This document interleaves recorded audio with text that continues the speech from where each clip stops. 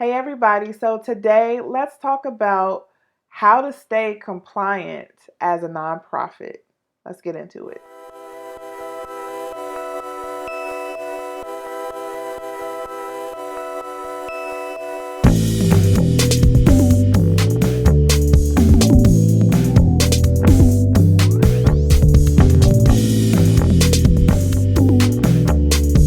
Hey everybody, Tiffany here with Boss on a Budget. I help small and new nonprofits get up and running. If this is your first time watching me, please feel free to like and subscribe to my channel. Okay, so as a nonprofit, there's a lot of paperwork and a lot of regulatory requirements around keeping your nonprofit status. So I figured I'd do just a quick video just to kind of remind people of the things they should be paying attention to just to make sure you maintain your status. So there are two different levels to this. There's the federal level and then there's the state level. So I'll start with the feds first and then I'll get to the state. So at the federal level, if you apply to be a tax-exempt organization with the IRS, there are certain things you have to do to stay compliant so you don't lose that status, okay? So in order to do that, you have to file your 990 form. That's your tax form every year. Some people, depending on the size of your budget and your organization, you may just have to file a postcard.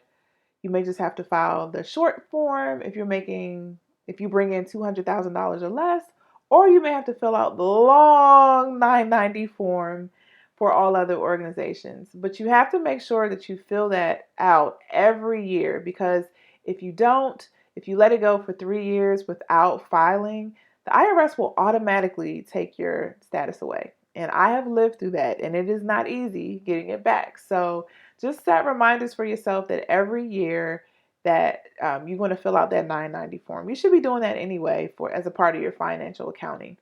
The 990 form is typically due the 15th day of the 5th month after the start, I know, right? After the start of your fiscal year. So if your fiscal year is January through December, then it would be May 15th. Okay? So the other thing on the federal level you should be mindful of is that the IRS expects you to have a conflict of interest policy. So that means that there has to be a policy in place that deals with issues where board members or staff may benefit from a decision made or something that the nonprofit has, or maybe a contract or something. There may be some partnership that you pursue where a board member or staff member may benefit. So you have to have a policy in place for how to deal with that and how to disclose those potential conflicts of interest.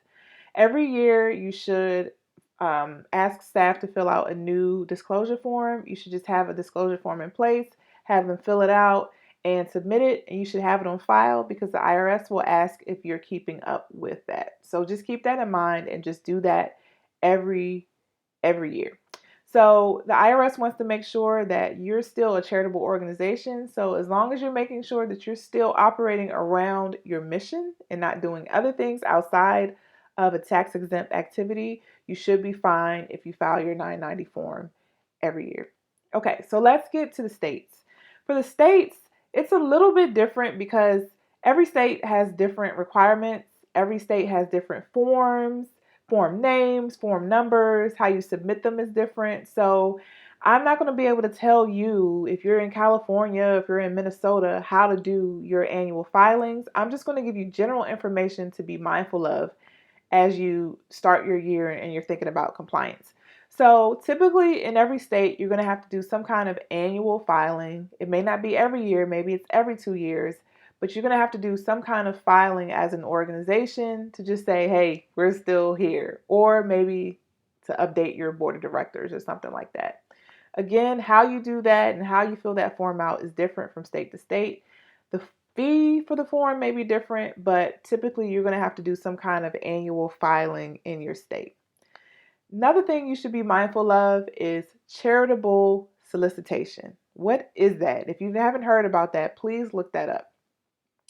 If you are soliciting funding from people in any state, you have to file with the Attorney General or the Secretary of State in that state to let them know, hey, we're fundraising to residents of your state. And in most situations, that requires a fee. Sometimes the fee is little, sometimes the fee is a lot of money. If you are fundraising to anybody in another state or any state, you have to file for charitable solicitation.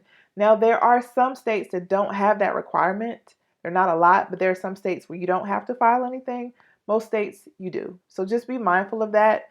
Some states are really murky about the rules of online fundraising. So, for example, if you have a donate button on your website, some states consider that solicitation and they will require that you file for solicitation. But that's really, really hard to track. And as a new organization, you just need to weigh your priorities and how you file and what you pay attention to. Just my 2 cents. So just remember that is a requirement in most states. If you want to keep up with things like that, like charitable solicitation, a good website to go to is harborcompliance.com. I will link the website below so you can check them out. They're really good at providing information about what states require. So you have information for every single state in the United States, which is pretty good.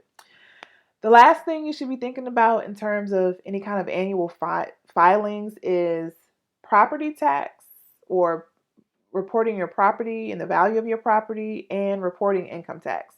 So at the state level, they may require you to report your revenue and file for exemption for income tax every year.